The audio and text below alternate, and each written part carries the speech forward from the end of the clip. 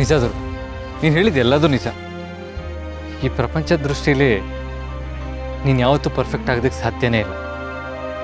ಈ ಪ್ರಪಂಚಕ್ಕೆ ನಿನ್ನ ಅಸ್ತಿತ್ವ ಯಾವತ್ತೂ ಕಮ್ಮಿನೇ ಅನ್ನಿಸ್ತಾ ಇರುತ್ತೆ. ಈ ಸಮಾಜ ಇದೆಯಲ್ಲ, ಇದು ಹೆಣ್ಣನ್ನು ದೇವತೆ ಅಂತ ಪೂಜಿಸುತ್ತೆ. ಅದೇ ಗಂಡನ ಮನುಷ್ಯನ ಥರನೇ ನೋಡ್ತಾ ಇರೋದು.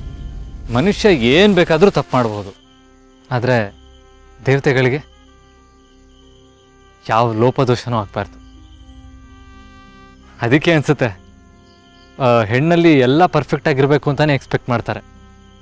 ಆದರೆ ಹೆಣ್ಣು ಒಂದು ಜೀವ ಅನ್ನೋದನ್ನು ಮರ್ತೇ ಬಿಡ್ತಾರೆ. ನಾನು ಗಂಡು, ನಾನು ಏನು ಬೇಕಾದರೂ ಮಾಡ್ಬೋದು, ನಾನು ಏನು ಮಾಡಿದ್ರೂ ಸರಿ ಅಂತ. ಆದರೆ ಹೆಣ್ಣಾದವಳು ಹೀಗೇ ಇರಬೇಕು, ಇದನ್ನೇ ಮಾಡಬೇಕು ಅಂತ ಹೇಳ್ತಾರೆ. ಹುಡುಗಿ ಒಂದು ಸ್ವಲ್ಪ ಎತ್ತರಗಿದ್ರೆ ಹುಡುಗಿ ಗಂಡು ಸಿಗಲ್ಲ, ಒಂದು ಸ್ವಲ್ಪ ಕುಳ್ಳಿಗಿರಬಾರ್ದಾಗಿತ್ತ ಅಂತಾರೆ. ಅದೇ ಸ್ವಲ್ಪ ಕುಳ್ಳಿಗಿದ್ರೆ ಒಂದು ಸ್ವಲ್ಪ ನೀನು ಎತ್ತರ ಇರಬೇಕಿತ್ತು ಅಂತ ಹೇಳ್ತಾರೆ. ದಪ್ಪ ಇದ್ದರೆ ನೀನು ಸ್ವಲ್ಪ ಸಣ್ಣ ಆಗಬಾರ್ದಾ ಅಂತಾರೆ. ಸಣ್ಣಕ್ಕಿದ್ರೆ ದಪ್ಪ ಆಗಬಾರ್ದಾ ಅಂತಾರೆ. ಕೆಲಸಕ್ಕೆ ಹೋಗ್ತೀನಿ ಅಂತಂದರೆ ಜಾಸ್ತಿ ಆ್ಯಂಬಿಷಿಯಸ್ ಆಗಬೇಡ, ಮನೆ ನೋಡ್ಕೋಬೇಕು ಅಂತ ಹೇಳ್ತಾರೆ. ಮನೇಲೇ ಇರ್ತೀನಿ ಅಂತಂದರೆ ಸೋಮಾರಿ ಥರ ಮನೇಲಿ ಹಾಕಿದ್ಯಾ, ಆಚೆ ಹೋಗು, ಸಾಧನೆ ಮಾಡು ಅಂತಾರೆ. ಬೇಗ ಮದುವೆ ಆದರೆ ಇಷ್ಟು ಬೇಗ ಮದುವೆ ಆಗಿಬಿಟ್ಟಿ ಅಂತ ಹೇಳ್ತಾರೆ. ಅದೇ ಸ್ವಲ್ಪ ಲೇಟಾಗಿ ಮದುವೆ ಆದರೆ ವಯಸ್ಸಾಯಿತು, ಮೋಸ್ಟ್ಲಿ ಏನೋ ದೋಷ ಇರಬೇಕು ಅಂತ ಹೇಳ್ತಾರೆ. ಬೆಳ್ಳಗಿದ್ರೆ ಬಿಳಿ ಜಿರಳೆ ಅಂತಾರೆ, ಕಪ್ಪಗಿದ್ರೆ ಇದ್ಲು ಅಂತಾರೆ. ಈ ಸಮಾಜ ಹುಡುಗಿರಿಗೆ ಎಂಥ ರೂಲ್ಸ್ ವಿಧಿಸಿದೆ ಗೊತ್ತಾ? ಹೆಣ್ಣಾದವಳು ಓದಬೇಕು, ಆದರೆ ಗಂಡಿಗಿಂತ ಜಾಸ್ತಿ ಓದಬಾರ್ದು.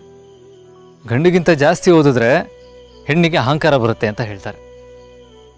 ಬುದ್ಧಿವಂತಿಕೆ ಇರಬೇಕು, ಆದರೆ ಅದನ್ನು ಮನೇಲಿ ತೋರಿಸ್ಬಾರ್ದು, ಅಡುಗೆ ಮನೇಲಿ ಮಾತ್ರ ತೋರಿಸ್ಬೇಕು ಅಂತಾರೆ. ಹೆಣ್ಣು ಮನೆ ಕಳೆ ಮಾತಾಡ್ತಾ ಇರಬೇಕು ಅಂತಾರೆ. ಅದೇ ತನ್ನ ಹಕ್ಕಿನ ಬಗ್ಗೆ ಏನಾದರೂ ಮಾತಾಡಿದ್ರೆ ಗಂಡು ಬೀರಿ ಬಾಯಿ ಬಡಕಿ ನಮಗೆ ಎದುರುತ್ತರ ಕೊಡ್ತೀಯಾ ಅಂತ ಹೇಳ್ತಾರೆ. ಅದೇ ಸೈಲೆಂಟ್ ಆಗಿದ್ರೆ ದಡ್ಡಿ ಅಂತ ಹೇಳ್ತಾರೆ. ಪ್ರಶ್ನೆ ಮಾಡಿದ್ರೆ ನಿನಗೆ ಸಂಸ್ಕಾರನೇ ಇಲ್ಲ ಅಂತ ಹೇಳ್ತಾರೆ. ನೀನು ಸ್ಟ್ರಾಂಗ್ ಆಗಿರಬೇಕು ಅಂತ ಹೇಳ್ತಾರೆ.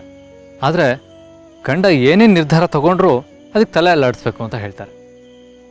ನೀನು ಲಕ್ಷಣವಾಗಿ ಕಾಣಿಸ್ಬೇಕು ಅಂತಾರೆ. ಆದರೆ ಸ್ವಲ್ಪ ಲಿಪ್ಸ್ಟಿಕ್ ಹಾಕ್ಕೊಂಡ್ರೆ ಯಾರನ್ನ ಮೆಚ್ಚೋಕ್ಕೆ ಈ ಅಲಂಕಾರ ಇಲ್ಲ ಅಂತ ಕೇಳ್ತಾರೆ. ಒಟ್ಟಿನಲ್ಲಿ ಚೆನ್ನಾಗಿ ಕಾಣಿಸ್ಬೇಕು, ಆದರೆ ಅದು ಯಾರಿಗೂ ಗೊತ್ತಾಗಬಾರ್ದು. ಗಂಡಸಿಗೆ ಕೋಪ ಬಂದರೆ ಅದು ಗತ್ತು, ಅದೇ ಹೆಣ್ಣಿಗೆ ಕೋಪ ಬಂದರೆ ಮಾನಸಿಕ ಕಾಯಿಲೆ. ಇನ್ನೊಂದು ವಿಚಿತ್ರ ಏನು ಗೊತ್ತಾ ದುರ್ಗ? ನೀವೇ ಎಲ್ಲರಿಗೂ ಅಡುಗೆ ಮಾಡಿ ಊಟ ಬಡಿಸ್ಬೇಕು, ಆದರೆ ನೀವು ತಿನ್ನುವಾಗ ಬೇರೆಯವರೆಲ್ಲ ತಿಂದು ಮಿಕ್ಕಿದ್ದನ್ನು ನೀವು ತಿನ್ನಬೇಕು. ಈಗ ಯಾವತ್ತೂ ವಯಸ್ಸಾಗಬಾರ್ದು, ಯಾರ ಮೇಲೂ ರೇಗಬಾರ್ದು, ನೀವು ಯಾವತ್ತೂ ಅಹಂಕಾರ ತೋರಿಸ್ಬಾರ್ದು, ನೀವು ಯಾವತ್ತೂ ನಿಮ್ಮ ಬಗ್ಗೆ ಯೋಚನೆ ಮಾಡಬಾರ್ದು, ಸೋಲ್ಬಾರ್ದು, ಬೀಳಬಾರ್ದು, ಯಾವತ್ತೂ ಭಯ ಪಡಬಾರ್ದು, ನಾವು ಹಾಕಿದ ಗೆರೆನ ದಾಟಲೇಬಾರ್ದು. ಒಂದ ಎರಡ ನೋಡಿದ್ರುಗ, ಇವಾಗ ನಿನ್ನ ಗಂಡನ ಮೇಲೆ ಯಾವ್ದಾದ್ರು ಚೆನ್ನಾಗಿದೆಯಾ ಅಂತಂದರೆ ಅವಳೇನು ಗಂಡನ ಮೇಲೆ ಆರಾಮಾಗಿದ್ದಾಳೆ ಅಂತ ಹೊಟ್ಟೆ ಹೊರ್ಕೋತಾರೆ. ಅದೇ ನೀನು ಬೇಜಾರಾಗಿದ್ದರೆ ಅವಳಿಗೆ ಆ ಸಂಸಾರನ ನಿಭಾಯಿಸೋಕ್ಕೆ ಬರಲ್ಲ ಅಂತ ಬೊಟ್ಟು ಮಾಡಿ ತೋರಿಸ್ತಾರೆ. ಒಟ್ಟಿನಲ್ಲಿ ಈ ಸಮಾಜಕ್ಕೆ ಯಾವತ್ತೂ ಏನು ಮಾಡಿದ್ರೂ ಸರಿ ಆಗೋದೇ ಇಲ್ಲ. ಅವ್ರ ದೃಷ್ಟಿಲಿ ನಾವು ಯಾವತ್ತೂ ಪರ್ಫೆಕ್ಟ್ ಆಗೋದಕ್ಕಾಗೋದೇ ಇಲ್ಲ. ಇದು ಬರೀ ಗಂಡಸರೇ ಮಾಡ್ತಾರೆ ಅಂತ ಅಲ್ಲ, ಹೆಣ್ಣಿಗೆ ಹೆಣ್ಣೆ ಶತ್ರು ಅಂತ ಹೇಳ್ತಾರಲ್ಲ, ಹಾಗೆ ಹೆಣ್ಣಿಂದನೇ ಹೆಣ್ಣಿಗೆ ಶೋಷಣೆ ಆಗುತ್ತೆ.